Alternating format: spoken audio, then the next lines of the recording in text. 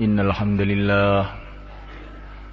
الحمد لله نستعينه ونستغفره ونؤمن به ونتوكل عليه ونعوذ به من شرور أنفسنا ومن سيئات أعمالنا من يهديه الله فلا مضل له ومن يضلل فلا هادي له أشهد أن لا إله إلا الله وحده لا شريك له وأشهد أن سيدنا ومولانا وحبيبنا محمدا عبده ورسوله اللهم صل وسلم وبارك عليه وعلى آله وأصحابه والتابعين لهم بإحسان إلى يوم الدين أما بعد فقد قال في كتابه الكريم إن الذين قالوا ربنا الله ثم استقاموا تتنزل عليهم الملائكة ألا تخافوا ولا تحزنوا وأبشروا بالجنة التي كنتم توعدون نحن أولياؤكم في الحياة الدنيا وفي الآخرة ولكم فيها ما تشتهي أنفسكم ولكم فيها ما تدعون نزلا من غفور رحيم ومن أحسن قولا ممن دعا إلى الله وعمل صالحا وقال إنني من المسلمين. Hadirin dimuliakan Allah Subhanahu wa taala. Perkara yang paling penting dalam kehidupan manusia di dunia dan akhirat adalah iman. Meluruskan iman, menguatkan iman.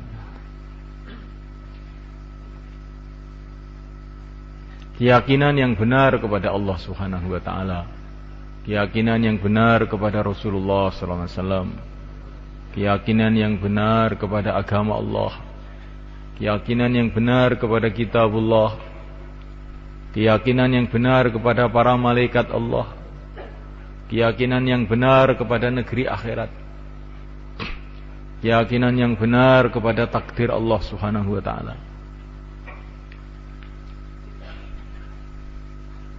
Bila di dalam hati kita ini ada iman yang sahih, iman yang benar, baru kita ini ada nilai di sisi Allah Subhanahu wa taala. Ada harga di sisi Allah Subhanahu wa taala. Tapi bila seseorang ini tidak ada iman yang sahih dalam hatinya, walaupun dia ini orang kaya, walaupun dia ini orang yang tampan, walaupun dia ini seorang raja, maka sama sekali tidak ada nilainya, tidak ada harganya di sisi Allah Subhanahu wa taala. Dia ini hanya merupakan sampah-sampah saja yang akan dilempar ke dalam api neraka, tidak ada harganya. Tapi bila seseorang ini ada iman yang sahih dalam hatinya, inilah orang yang mulia yang sebenar-benarnya. Raja yang sebenar-benarnya adalah orang yang di dalam hatinya ada iman yang sahih. Kalau orang itu ada iman yang sahih, maka sebentar lagi, mungkin nanti malam, mungkin besok pagi, atau setelah itu dia akan dikirim ke surga Allah SWT, menjadi raja-raja di surga Allah SWT. Orang yang kaya yang sebenar-benarnya adalah orang yang ada iman yang sahih di dalam hatinya. Orang yang ada iman yang sahih, sebentar lagi, mungkin besok, mungkin lusa, atau setelah itu akan dikirim ke surga Allah menjadi orang yang kaya yang tidak ada batas kekayaannya. Hadirin dimuliakan Allah SWT. Orang yang beruntung, yang sebenar-benarnya beruntung adalah orang yang iman. Imannya sahih kepada Allah SWT. Iman sahih kepada Rasulullah SAW. Sebentar lagi dia akan dikirim ke surga, menghadap kepada Allah, dapat ridha Allah, berkumpul dengan para nabi, para rasul, para wali-wali Allah. dalam kehidupan yang kekal abadi yang selama-lamanya. Tapi bila iman tidak ada atau iman tidak sahih, sudah tidak ada nilainya apa-apa. Memuliakan Allah SWT, maka kita perlu lagi dan lagi mendengarkan pembicaraan masalah iman, berbicara masalah iman, usaha iman, mencari pengalaman iman. Pertama kali usaha iman ini adalah belajar mengenai lafaz iman, yaitu la ilaha illallah. Ini lafaznya iman, bahwa tidak ada yang berhak disembah illallah, selain Allah. Disembah itu apa yang dimaksud? Kata para ulama, disembah itu maksudnya adalah dicintai dengan sebenar-benarnya, ditakuti dengan sebenar-benarnya, sehingga ditundui dengan sebenar-benarnya. Itu namanya disembah.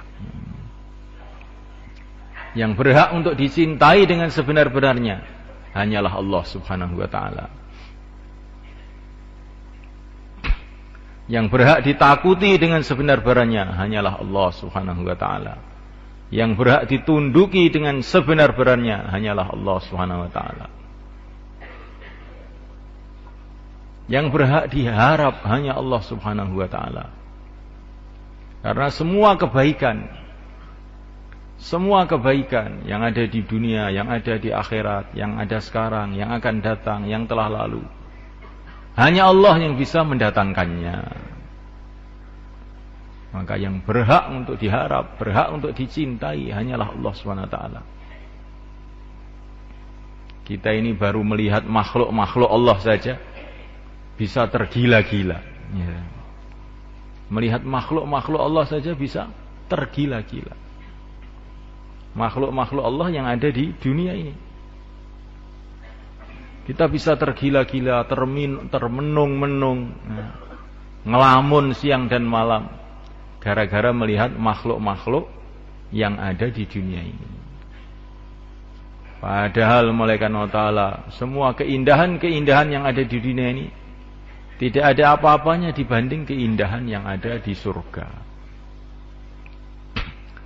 Seluruh keindahan yang ada di surga itu bisa dilipatkan berjuta-juta kali, bermiliat-miliat kali, bertriliun-triliun kali, sampai tidak ada batasnya, tidak ada apa-apanya sama sekali dibandingkan dengan keindahan penciptanya Allah Subhanahu wa ta'ala. Seumpama manusia ini kenal kepada Allah Subhanahu wa ta'ala, maka tidak ada yang dicintai selain Allah. Maka ketika ahli surga melihat surga, lupa dengan dunia. Betul-betul mereka merasakan dunia ini betul-betul tidak ada nilainya sama sekali. Tapi ketika ahli surga tadi diizinkan untuk menghadap kepada Allah, mereka berteriak-teriak, ya Allah, ya Allah. Mereka lupa dengan surga semuanya. Lupa dengan seluruh kenikmatan surga. Hadirin yang dimuliakan Allah Subhanahu wa ta'ala, kita melihat kesusahan-kesusahan yang ada di dunia ini, kita sudah ngeri. Kesusahan-kesusahan yang ada di dunia ini sudah mengerikan, membuat kita menggigil ketakutan. Kesusahan semua yang ada di dunia ini tidak ada apa-apanya dibanding kesusahan yang ada di neraka. Dan bila kesusahan yang ada di neraka itu dilipat gandakan jutaan kali, triliun-triliun kali, sampai tidak ada batasnya, tidak ada apa-apanya dibanding kesusahan yang dalam khazanah Allah Subhanahu wa ta'ala. Maka semestinya manusia ini mendengar lafaz Allah saja menggigil, karena dahsyatnya keagungan Allah Subhanahu wa ta'ala. Keagungan Allah Subhanahu wa ta'ala yang tidak ada batasnya. Namulaikan Allah Subhanahu wa taala, seumpama kekayaan yang ada di dunia ini dikumpulkan menjadi satu, kekayaan yang ada di surga, yang ada di akhirat, semua dikumpulkan menjadi satu. Ini tidak ada apa-apanya. Ini baru satu tetes dari kekayaan yang tersimpan di dalam khazanah Allah, di dalam gudang Allah Subhanahu wa taala. Maka semestinya manusia ini berharap kepada kekayaan Allah Subhanahu wa taala melebihi harapannya kepada apa saja. Kalau saya taat kepada Allah, beres. Allah itu maha kaya. Kalau saya dicintai oleh Allah SWT, beres. Allah itu maha kaya. Namulaikan Allah SWT, kalau orang itu dicintai oleh seorang raja, maka dia akan merasa dalam hatinya, beres saya sudah. Bagaimana pula kalau orang itu dicintai oleh pencipta seluruh raja, pencipta seluruh raja. Kalau orang itu disayang oleh orang kaya, ayah saya ini orang kaya kok, nggak usah mikir saya itu, sawahnya 30 hektar kok.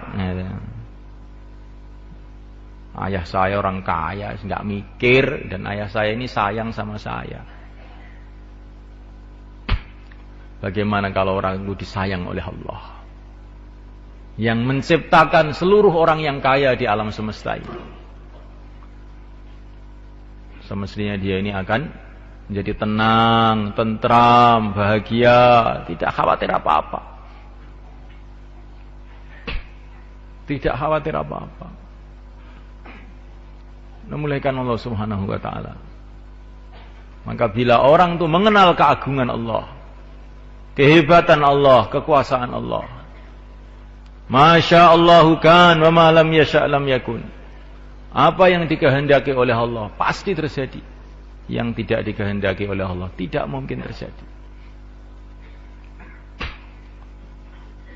Kalau orang itu kenal kepada keagungan Allah, maka tertanam dalam hatinya tidak ada yang diharap selain Allah, tidak ada yang disembah selain Allah, tidak ada yang ditakuti selain Allah, tidak ada yang diminta selain Allah. Mencintai Allah, mengagungkan Allah, takut kepada Allah, merasa dekat dengan Allah Subhanahu wa taala.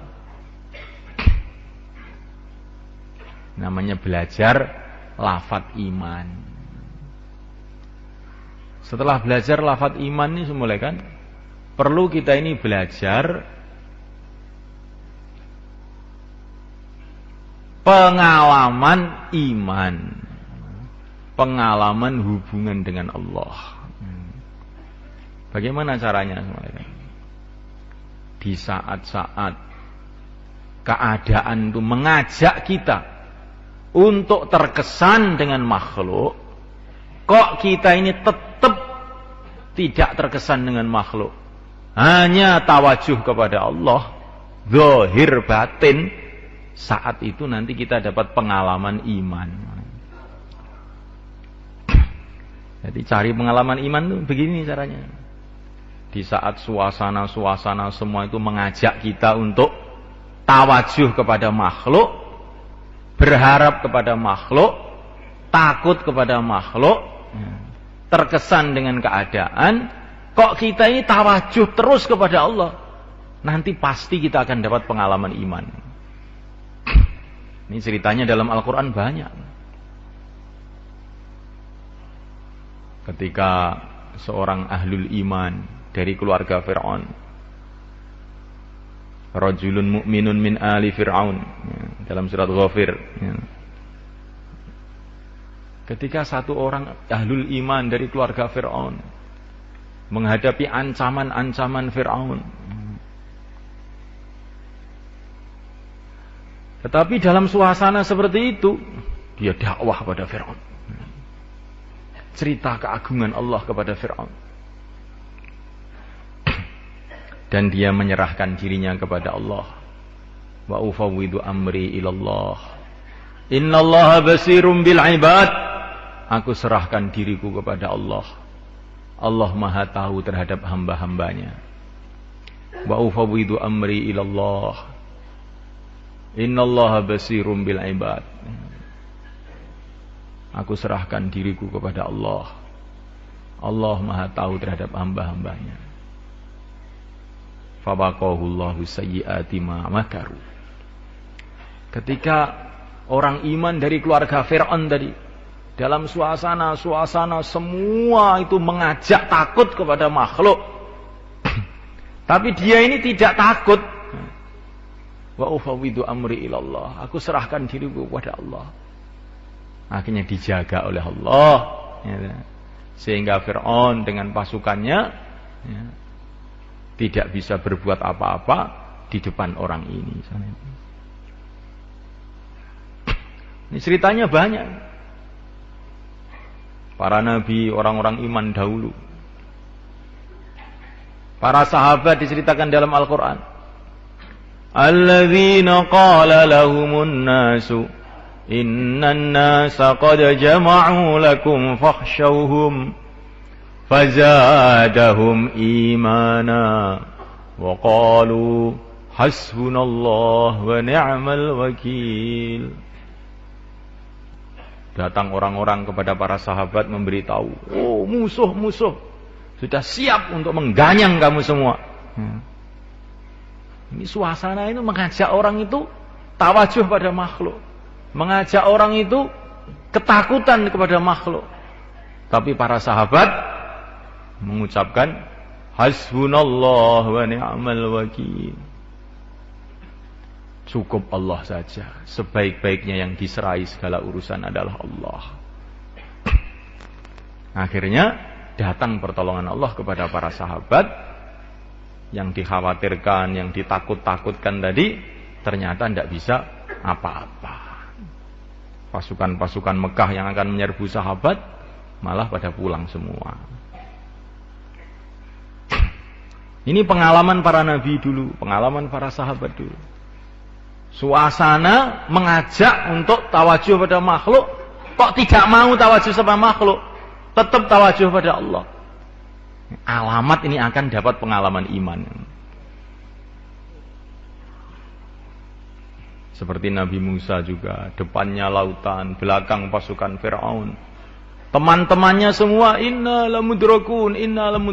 Sudah kami hancur. Suasana mengajak tawajuh pada makhluk, teman-teman mengajak tawajuh pada makhluk. Ya. Tapi Nabi Musa, kalla inna ma'ya rabbi sayahdin.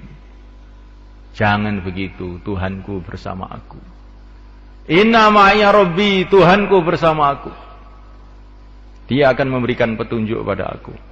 Akhirnya datang pertolongan Allah kepada Nabi Musa, lautan dibelah menjadi jalan raya. Kalau dalam bayan begini mulai kan, memang semua mengajak tawajuh pada Allah. Ya enggak? Semua mengajak tawajuh pada Allah, terus kita tawajuh pada Allah, ini bagus. Tapi yang lebih bagus lagi kalau kita ingin dapat pengalaman, suasana mengajak tawajuh pada makhluk, suasana mengajak berharap pada makhluk, takut pada makhluk, kok kita tetap tawajuh pada Allah. Nanti kita dapat pengalaman. Dapat pengalaman. Nah, mulaikan Allah Subhanahu wa taala. Ini orang mau jaulah. Ketika mau berangkat, tiba-tiba istrinya berteriak-teriak.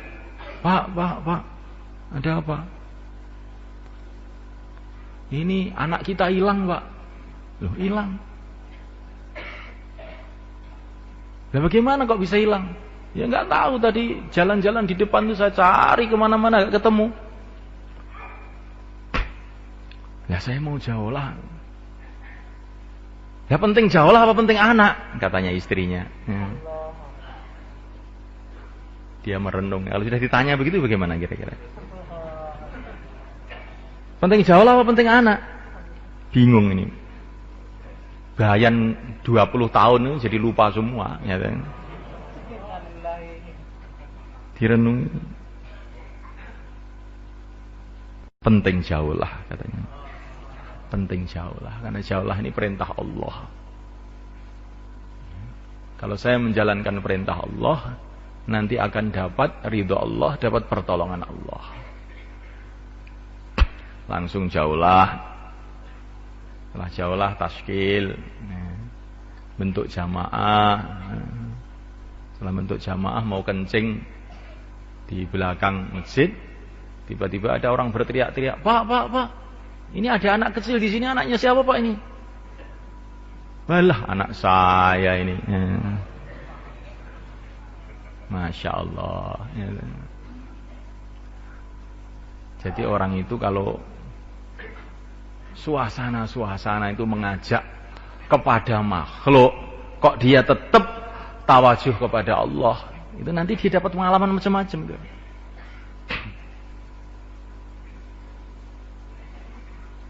Kalau kita melihat Al-Quran, ceritanya serupa semua begitu. Kapan pertolongan Allah datang pada para nabi, para rasul, para sahabat, para wali-wali Allah zaman dulu, ketika suasana mengajak kepada makhluk, tapi mereka tetap tawajuh pada Allah. Termasuk Nabi Ibrahim alaihissalam. Tangannya ditali sama Namrud, kakinya ditali sama Namrud, dilemparkan dalam api. Semua suasana mengajak untuk tawajuh pada makhluk. Tapi beliau tidak terkesan dengan suasana ini, tetap tawajuh pada Allah. Hasbunallah, cukup Allah. Bahkan para malaikat pun datang mau menolong. Semestinya ini Nabi Ibrahim tawajuh pada para malaikat. Wah, ini datang para malaikat ini. Apa ini? Namrud dibanding para malaikat. Kebak sekali, habis Namrudnya. Tetapi anehnya itu Nabi Ibrahim juga tidak terkesan dengan para malaikat ini. Hasbunallah, cukup Allah. Akhirnya datang pertolongan Allah SWT. Nah kita ini kalau sudah mengalami seperti ini, nanti dapat pengalaman. Tapi kalau baru dengar bayan, nulis bayan, dengar bayan, nulis bayan, menyampaikan bayan, itu baru belajar lafadznya iman namanya. Tapi kalau keluar di jalan Allah, dengan menghadapi macam-macam masalah, tetap tawajuh kepada Allah, nanti dapat pengalaman. Setiap orang pengalamannya nanti macam-macam, berbeda-beda. Pakai syarat itu saja, satu aja syaratnya. Pokoknya kalau ada ajaan kepada makhluk, hati tawajuh pada Allah. Makhluk nggak bisa, makhluk nggak bisa.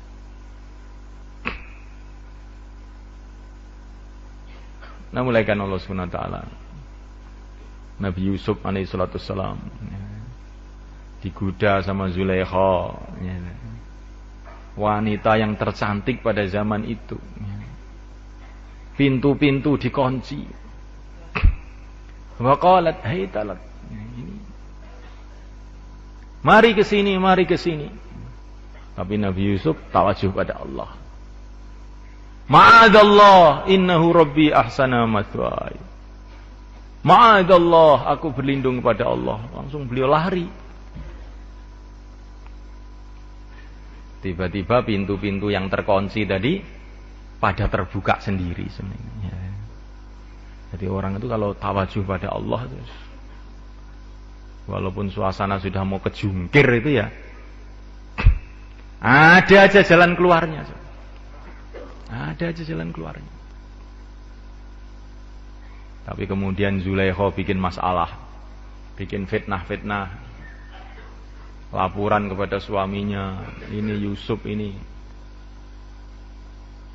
dia menggoda saya, macam-macam.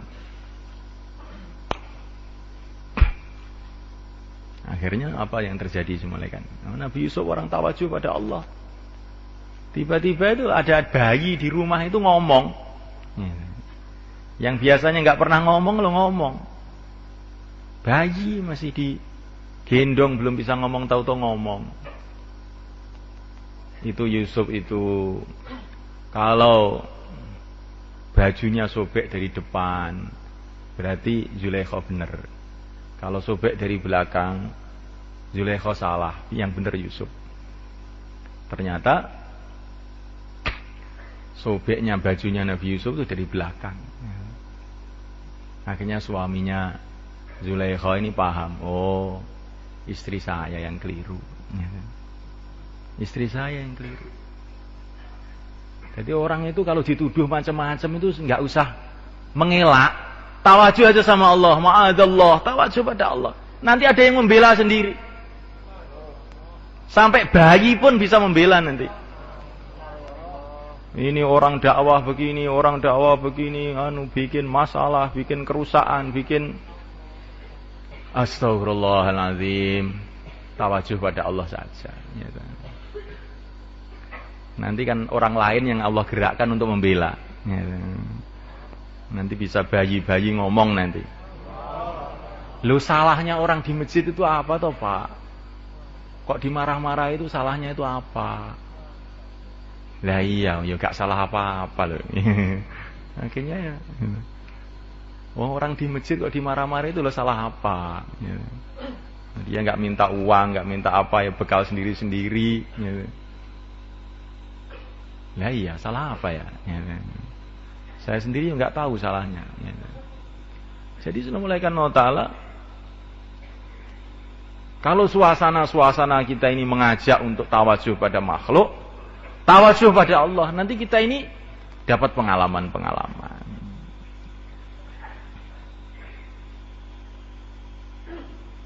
Jangan kalau ingin marah dilampiaskan marahnya, ingin membela diri dilampiaskan pembelaannya. Itu nanti kita ini nggak dapat pengalaman iman. Kalau ingin kita dapat pengalaman iman, kalau mau marah ditahan, tawajuh pada Allah. Nanti Allah Subhanahu wa taala akan berikan macam-macam nusrahnya kepada kita. Allahu waliyyu man sakat. Katanya para ulama, Allah itu akan membela orang yang diam. Allahu waliyyu man sakat. Allah itu membela orang yang diam. Jadi kalau orang itu dicaci maki begini wis diam, nanti Allah yang membela. Tapi kalau kita ini ganti juga marah, dan nanti kita pertandingan tinju, ya, pertandingan tinju. Ya. Jadi tontonan orang. Maka satu hari ada orang mencaci maki Abu Bakar, dicaci maki begini. Nabi mendengar itu senyum aja. Lama-lama Abu Bakar nggak tahan, ganti mencaci dia. Maka Nabi langsung marah dan pergi. Maka Abu Bakar terkejut, kenapa ya Rasulullah engkau pergi? Ketika kamu tadi dicaci maki diam saja, saya lihat para malaikat pada datang membela kamu. Tapi ketika kamu ganti marah, saya lihat malaikat-malaikat pada pergi, syaitan datang. Ya, saya nggak mau duduk di tempat yang ada syaitannya ini. Nah kalau malaikat datang, alamat hidayah akan datang. Karena malaikat ini makhluk-makhluk suci. Nah kalau syaitan datang, siapa yang akan datang? Yang akan datang adalah dhalalah, kesesatan. Makanya wongis dielek-elek, meneng wae. Kamu kok diam saja? Mang ini belajar diam kok Pak. Saya itu ngengkel itu sudah lama, berpuluh-puluh tahun saya sudah biasa ngengkel. Saya ingin belajar diam sekarang ini. Allahu waliyyu man sakat. Allah akan membela orang yang diam. Jadi semuanya Allah Subhanahu wa taala, ini namanya belajar pengalaman iman. Nah, orang itu kalau sudah dapat pengalaman mantep. Mantep. Tapi kalau belum dapat pengalaman, walaupun sudah pandai bayan, pandai mudzakarah. Ya, tapi kalau belum pernah dapat pengalaman, nah ini nanti imannya itu masih meyar-meyor. Ya, maka para sahabat ini begitu belajar iman, lafadznya iman, la ilaha illallah, kemudian oleh Nabi diterjunkan dalam perjuangan, sehingga mereka dapat pengalaman macam-macam, diterjunkan dalam perjuangan. Akhirnya mereka menghadapi masalah sini, masalah sana. Oleh Nabi dikasih arahan, tawajuh pada Allah. Ya ayyuhalladzina amanu aminu, hai orang yang beriman, tawajuh pada Allah. Jangan terkesan dengan makhluk, tawajuh hati pada Allah. Akhirnya semulai kan para sahabat dapat macam-macam pengalaman sehingga imannya mantap. Bukan cerita pengalaman orang lain, pengalaman masing-masing dia sendiri. Berbeda dengan Bani Israel. Bani Israel itu melihat pengalaman orang lain. Melihat pengalamannya Nabi Musa, melihat pengalamannya Nabi Harun. Tapi mereka sendiri ini karena tidak mau berjuang, nggak dapat pengalaman. Sehingga ketika ditinggal Nabi Musa 40 hari saja, sudah pada menyembah berhala. Ya kan? Pada menyembah berhala. Ditinggal 40 hari aja sudah pada menyembah berhala.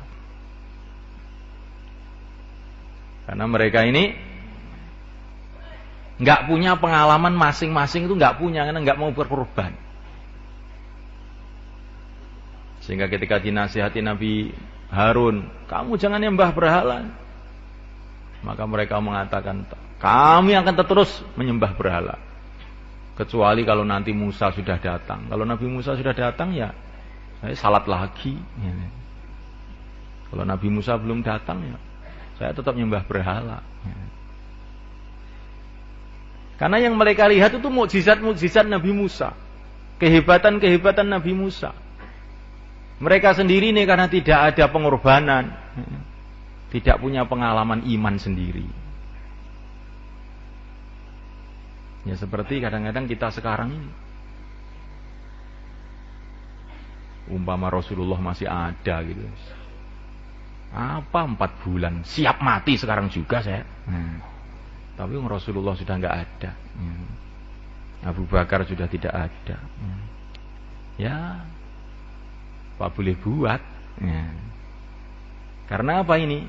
Kita ini baru dengar cerita pengalaman orang lain, kita sendiri belum punya pengalaman. Akhirnya nunggu-nunggu orang lain.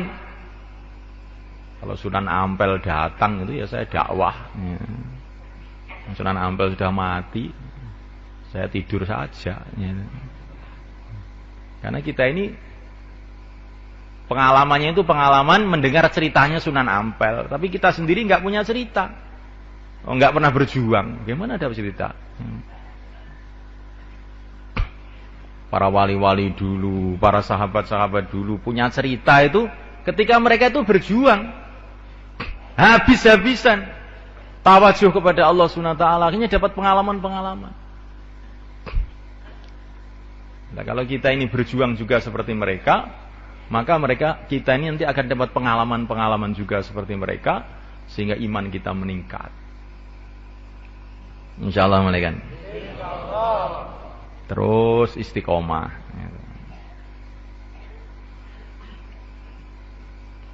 Teman ada, teman nggak ada. Orang menerima, orang tidak menerima. Keadaan sehat, keadaan sakit. Keadaan berat, keadaan ringan. Terus jalan.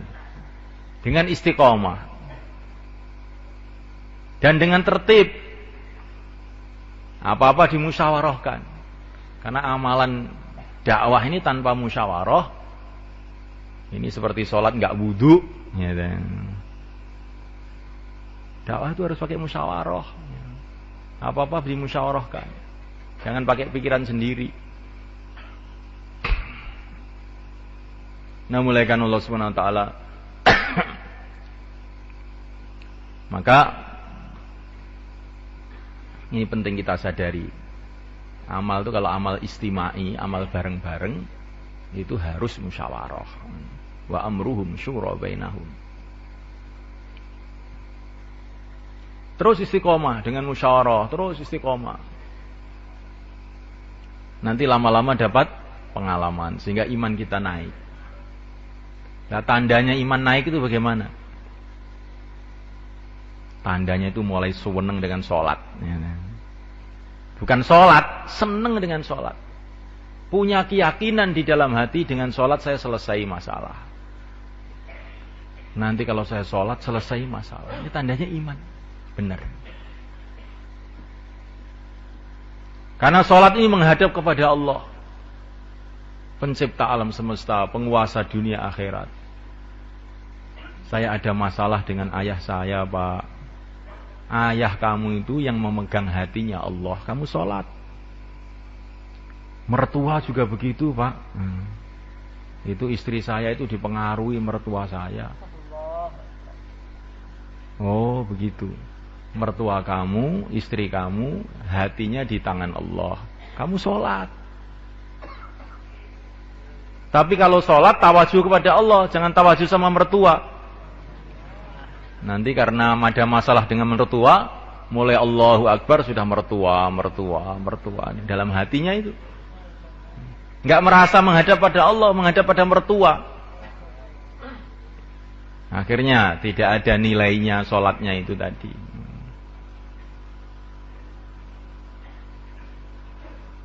Tawajuh pada Allah dan sholat. Ya Allah, hati istri saya di tangan Engkau ya Allah. Dia tidak bisa berbuat apa-apa ya Allah tanpa Engkau. Berikanlah perubahan dalam hati istriku. Mertua saya juga hamba-Mu ya Allah, yang menciptakan hatinya Engkau, yang mengendalikan hatinya Engkau, yang mengendalikan otaknya Engkau, yang mengendalikan mulai pucuk rambut, pucuk kaki, pucuk kukunya adalah Engkau. Gerakkanlah dia untuk kebaikan, membantu saya dalam perjuangan dakwah ini. Nah, begitu soalnya. Jangan sambat saja. Nyata. Sebetulnya saya ini juga ingin, tapi gimana ya? Mertua saya ini, istri saya ini. Tapi itu boleh saja, tapi tapinya yang tapi yang benar. Tapi yang kuasa itu hanya Allah. Tapi yang bisa menolong saya itu hanya Allah. Pokoknya bagaimanapun juga ya saya nangis pada Allah. Itu tapi yang benar. Jangan tapi yang tidak benar.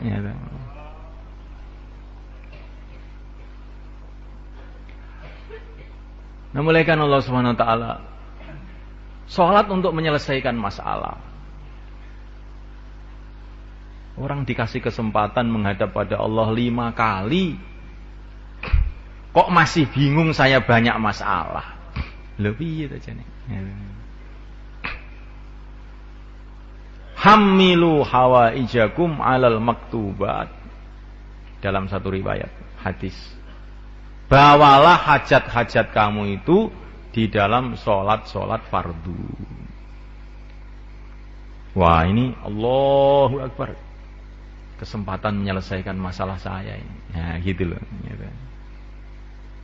Ini kesempatan menyelesaikan masalah. Menghadap pencipta alam semesta, penguasa jagat raya. Selesai masalah ini. Kalau orang menghadap kepada Allah, kemudian dia ini dalam hati ada rasa belum cukup untuk menyelesaikan masalah dia, maka imannya berarti sudah rusak. Rusak. Gawat, rusak berat ini namanya. Menghadap kepada Allah kok belum merasa bisa selesai. Lah siapa yang akan bisa menyelesaikan kalau Allah enggak menyelesaikan?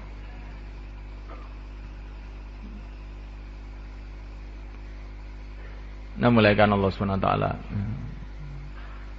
Dan kalau orang itu imannya itu lurus, ada tandanya senang dengan ilmu. Belajar ilmu itu seneng. Karena apa? Ilmu itu untuk mengetahui apa perintah Allah, apa larangan Allah, apa adab sopan santun hidup di bumi Allah, di depan Allah, didengar oleh Allah. Jadi belajar ilmu itu bukan supaya dipanggil jadi ustadz, bukan. Bukan disekatakan ini Pak Kiai ini karena sudah ngaji 20 tahun ini. Bukan itu maksudnya. Bagi orang beriman tuh ilmu itu penting karena untuk supaya tahu perintah Allah itu apa. Saya ini disuruh apa? Saya ini hamba Allah, tinggal di bumi Allah, di bawah kolong langit Allah. Terus sekarang ini saya ini disuruh oleh apa? Disuruh apa oleh Allah?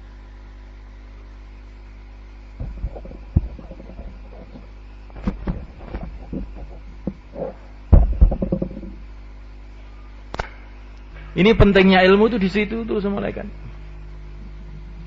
Jadi ilmu ini bukan untuk anak-anak kecil, bukan untuk santri saja. Untuk seluruh orang beriman, ilmu itu penting.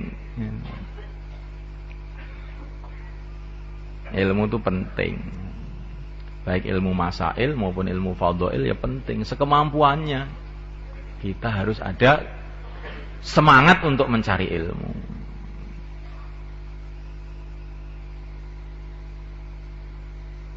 Jangan kemudian kita ini salah paham, cari ilmu nggak diamalkan, apa gunanya?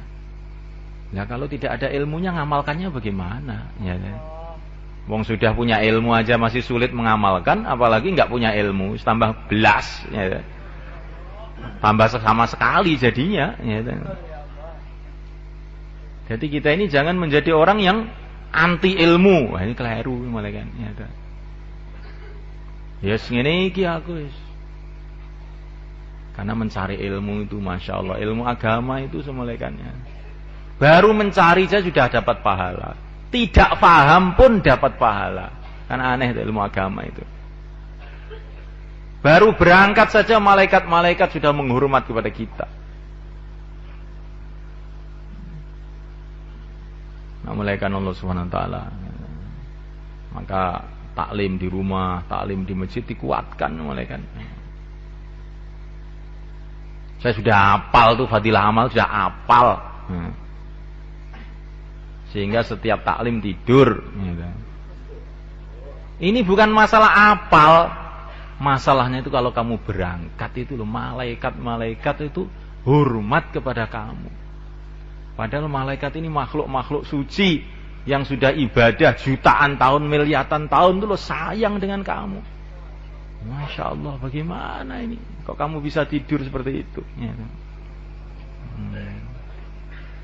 Masya Allah. Ya. Nah, mulaikan Allah Ta'ala. Kalau iman itu benar, orang itu seneng dengan zikir. Mulutnya nggak bisa berhenti dari zikir. Subhanallah, Subhanallah. Ya.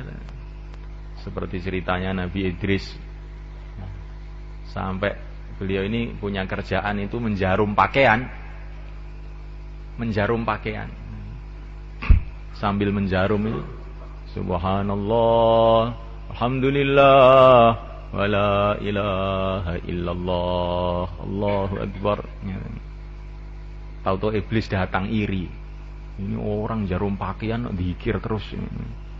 Mau iblis ini mengangkel ini iblis ini. Tahu iblis datang.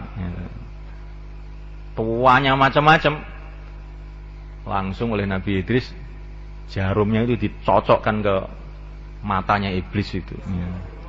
Sehingga akhirnya matanya itu buta satu. Ya, begitu semuanya kan. Jadi orang itu kalau imannya benar tuh zikir tuh seneng begitu. Itu tandanya iman itu benar. Nah kalau zikir ini terus dikerjakan, timbul sifat namanya mahabbatullah, cinta kepada Allah. Nah kalau sudah timbul cinta kepada Allah, amal agama itu jadi seneng. Sholat jadi seneng, dakwah jadi seneng. Itu tandanya zikirnya benar. Menjalankan perintah Allah itu dengan senyum. dengan gembira karena cinta. Orang ini kalau sudah cinta, ya, mengamalkan perintah kekasihnya itu dengan gembira. Korban itu dengan seneng. Ya. Seperti orang tua, ya, seperti seorang suami cinta sama istrinya. Maka dia bertungkus lumus kerja 40 tahun. Bisa membangun rumah, gembira. Alhamdulillah. Saya sudah bisa membikinkan rumah untuk istri saya. Loh. Kan aneh kan? Ya, jadi korban itu gembira, itu orang itu kalau cinta itu seperti itu. Korban itu gembira.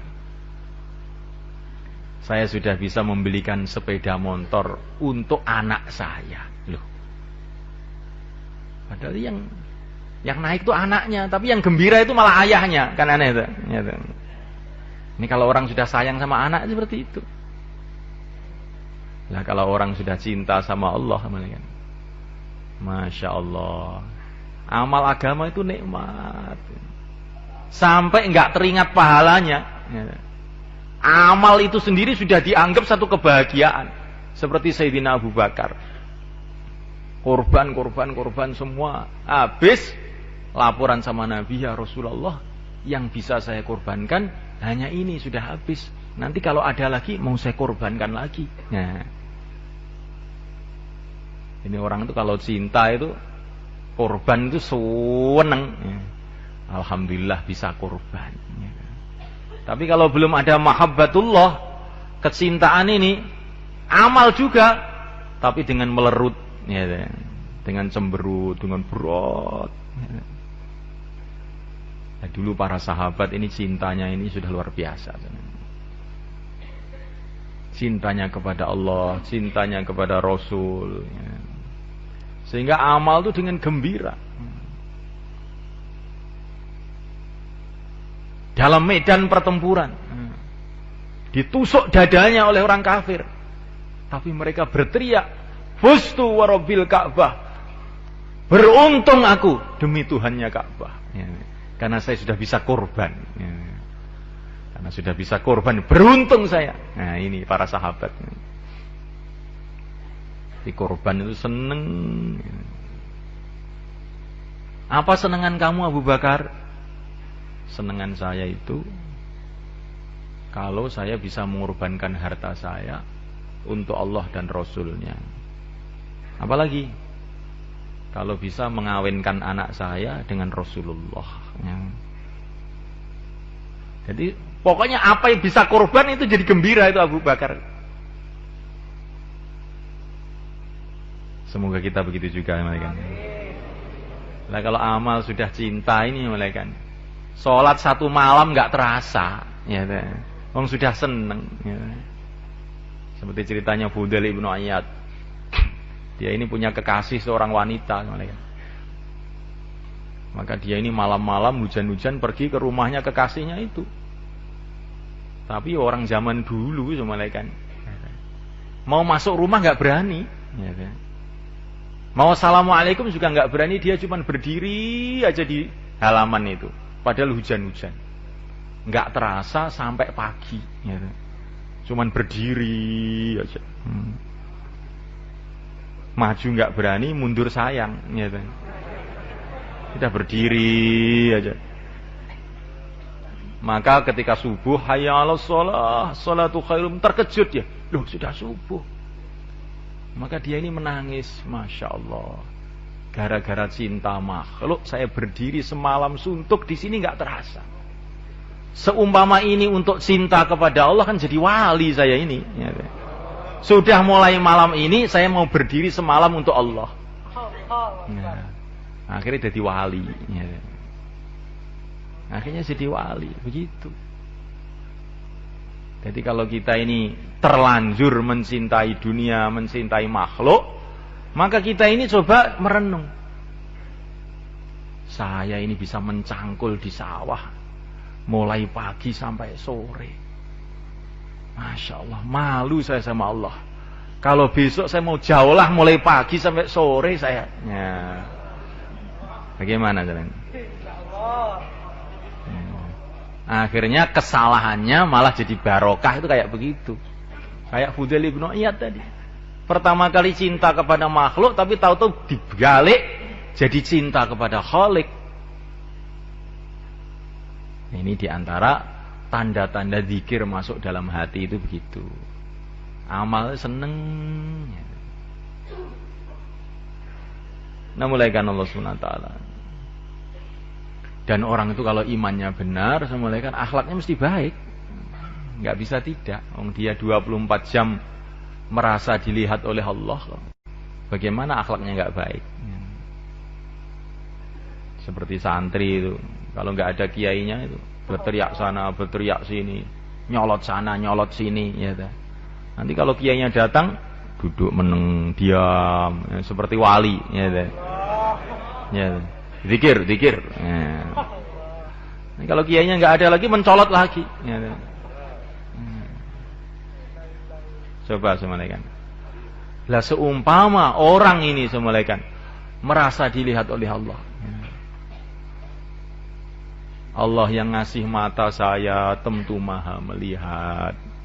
Allah yang mengasih telinga saya tentu Allah maha mendengar.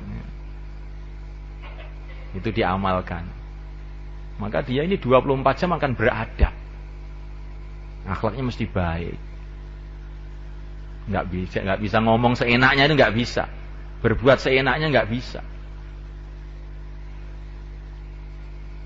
Nah, mulaikan Allah SWT, kalau orang itu akhlaknya benar, mulaikan Allah Ta'ala, maka kalau orang itu imannya benar, maka amalannya semua ikhlas. Nggak ada pertimbangan-pertimbangan lain, tuh nggak ada. Untuk apa amal? Untuk manusia. Sedangkan manusia tidak bisa menentukan nasib saya. Nasib saya di tangan Allah, maka amal saya hanya untuk Allah saja. Nah, mulaikan Allah SWT.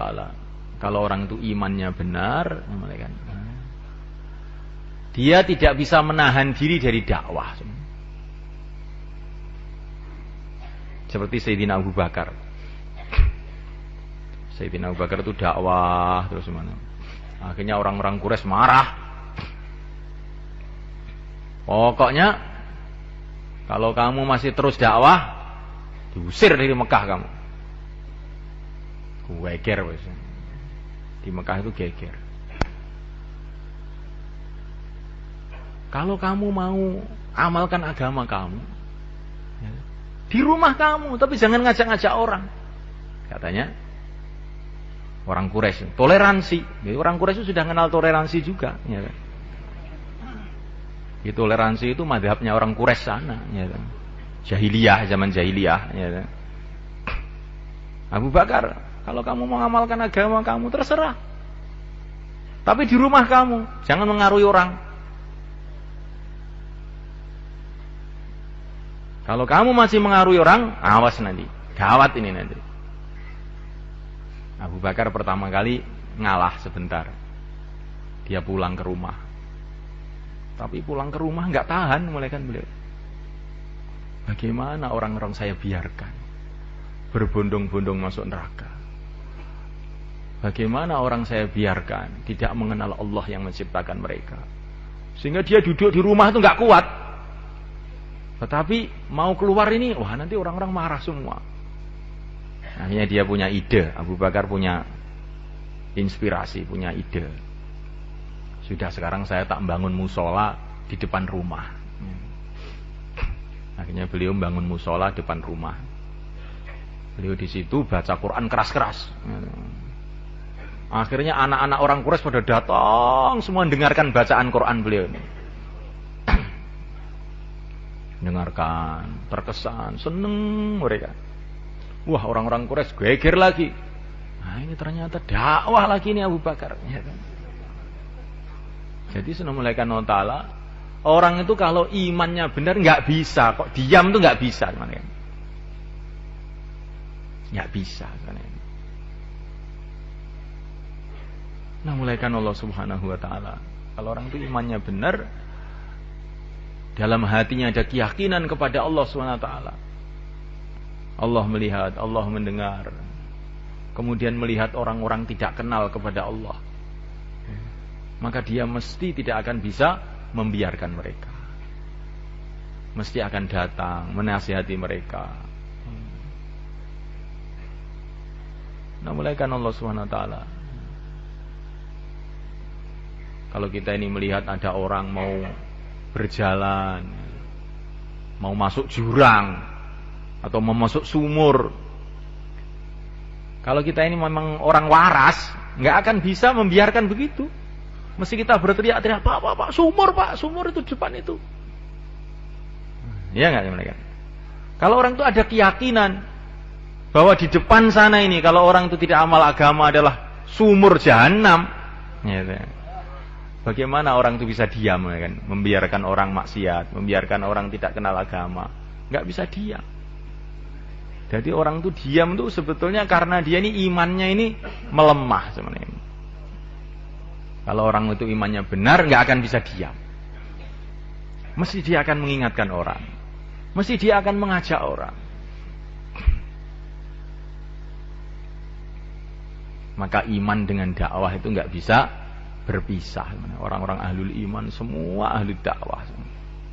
Para nabi, para rasul, para sahabat, para wali-wali Allah semua ahli dakwah semua. Wal mu'minuna wal mu'minatu ba'duhum awliya'u ba'd ya'muruna bil ma'rufi wa yanhauna 'anil munkar. Orang iman laki-laki maupun wanita saling bantu-membantu satu sama lain. Bentuknya bagaimana bantu-membantunya itu? Di antara bentuknya adalah ya'muruna bil ma'rufi wa yanhauna 'anil munkar, mengajak pada kebaikan, melarang kepada dari kemungkaran.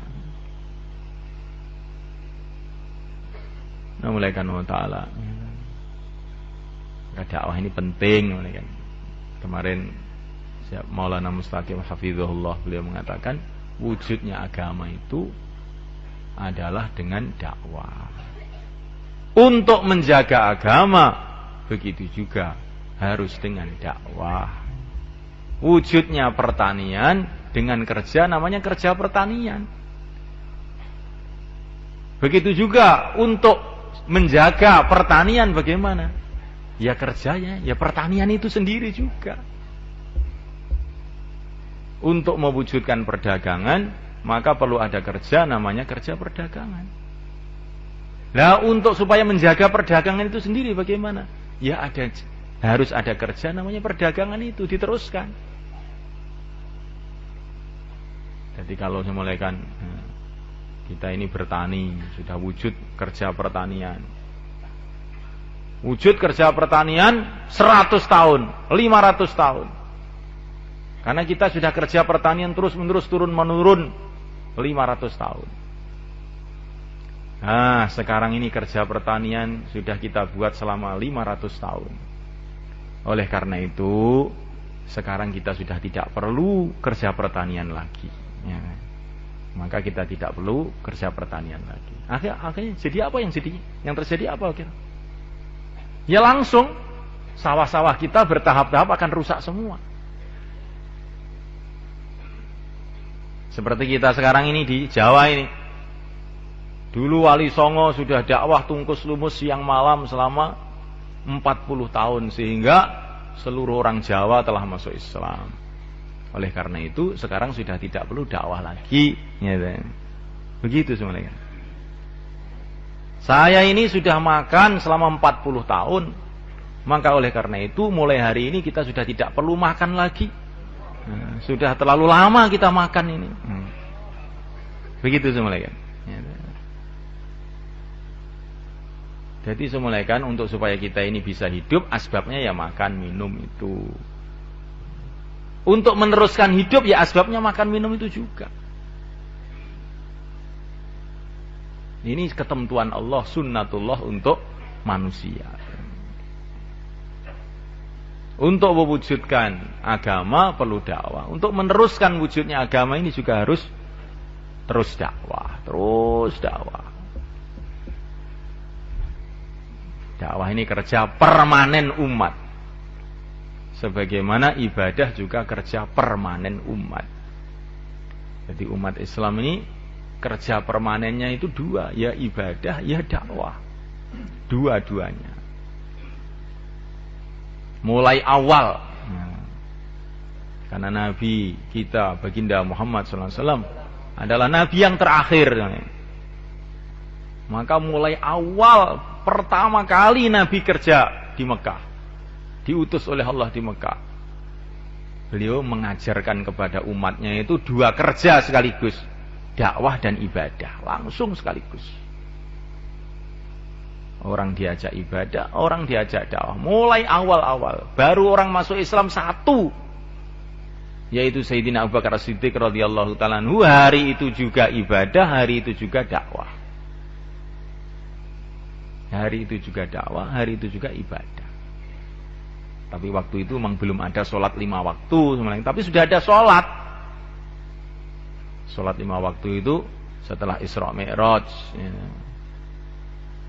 Kurang lebih 1 tahun setelah menjelang hijrah. Tapi sholat itu mulai awal sudah ada sholat. Mulai awal sudah ada sholat. Orang diajari iman, kemudian diajari sholat, dan sekaligus dakwah. Mulai awal Nabi selalu begitu.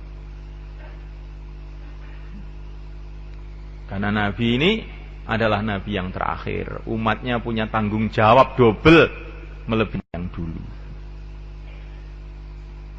Apakah umat-umat yang dulu tidak dakwah? Umat-umat yang dulu dakwah juga.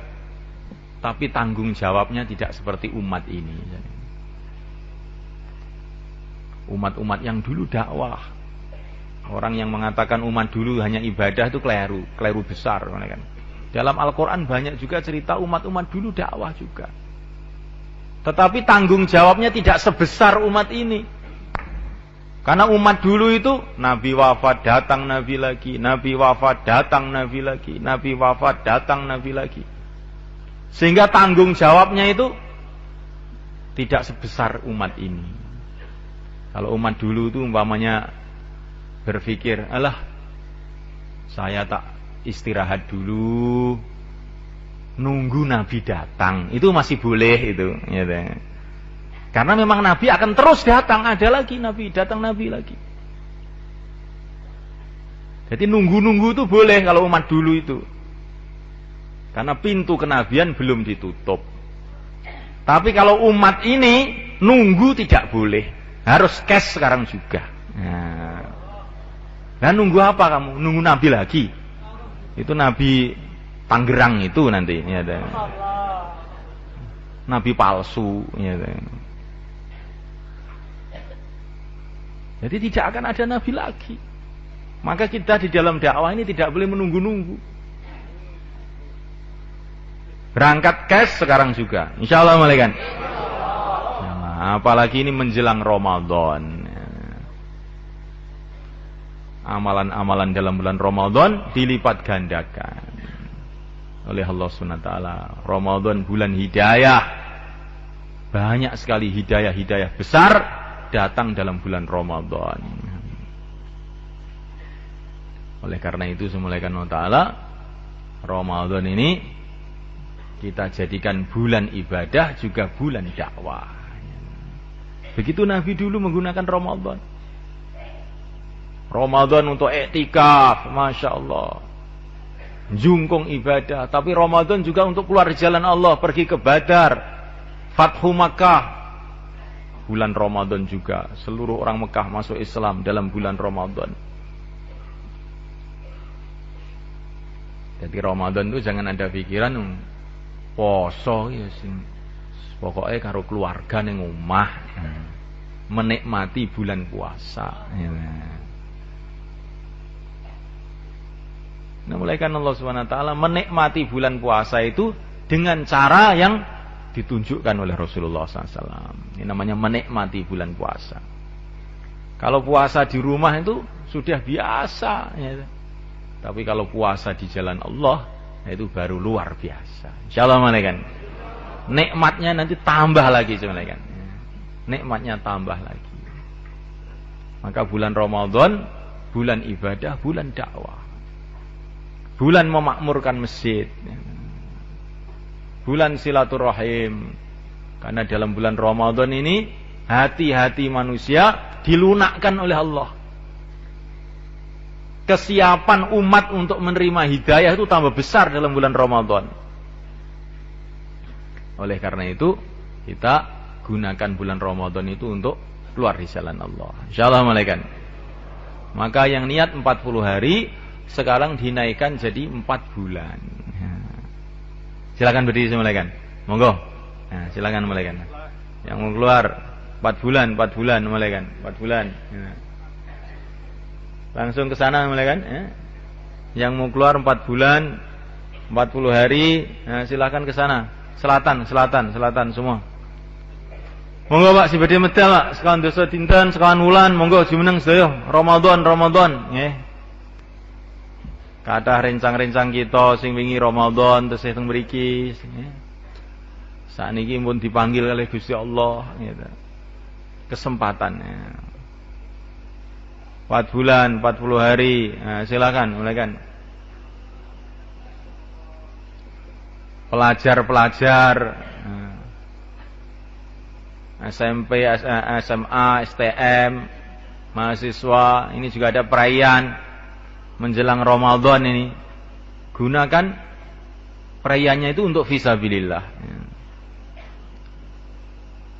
Monggo Pak, 4 bulan, 40 hari, pinten dinten mawon nak, pinten dinten mawon monggo jumeneng. Sebulan, 10 hari. Monggo. Pinten-pinten mawon jumeneng idul saya, Pak. Nggih. Jenengan pun ditunggu kalih Kanjeng Nabi teng mriku, gitu. Ditunggu kalih para sahabat, nggih. Sampean mandang akhirat, engko rak penak ngamal niku nggih. Piye sawahku, piye omahku. Abot yang ngene Pak nggih, gitu. Tapi piye akhiratku engko enteng, gitu. Nek wong iki muni piye akhiratku, ngamal enteng. Tapi wong mikir piye donyaku, lha engko dadi abot. Monggo semeneng Pak, monggo. Pinten-pinten mawon pun, gitu. Wis paling sithik 10 dina lah nggih. Ben awal Ramadan iki ben imane niku dikencengi. Monggo.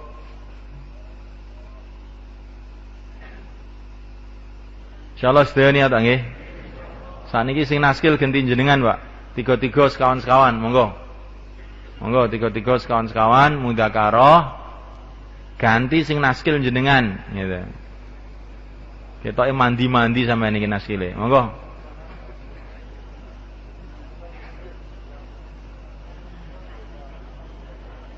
Napa sing kita mirengaken wau dibaleni malih, Pak. Monggo.